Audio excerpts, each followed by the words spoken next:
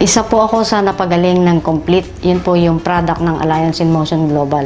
Actually, ang kapatid ko po ang nagsimulang gumamit noon. Nabulag po siya for several months, almost 6 months. So, nang ma-introduce sa kanya yung Complete, nag-try siya, 2 boxes lang ang ininom niya. Nakakapagtaka, nakakita ulit siya. And then, after po noon, February last year, na-diagnose po ako na mayroon akong breast cyst sa dalawa.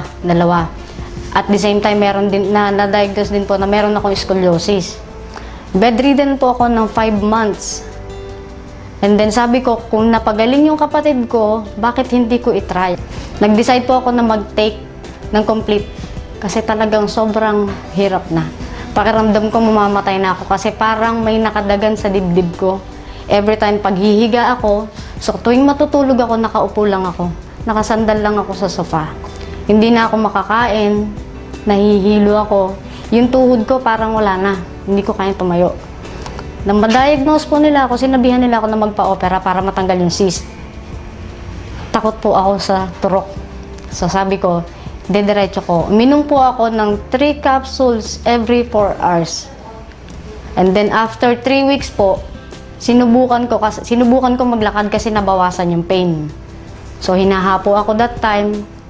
After 3 weeks po, naglakad ako, nakaabot ako ng 3 blocks away from home. Pagkaraan po, after 5 weeks, nagsimula akong mag-bike. And then hanggang sa kasalukuyan po, dire-diretso po akong umiinom.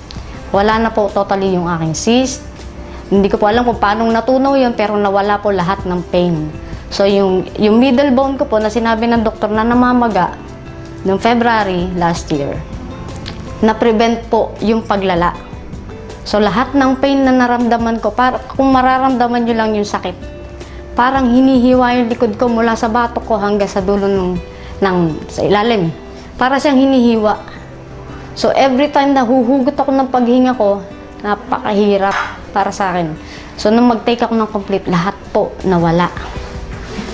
So, hanggang sa ngayon, dire-diretso po. Kaya lang ngayon, magme-maintain na lang ako. Pag nawawala po yung Complete, parang nanghihina ako. So, hindi pwedeng mawala sa akin yun.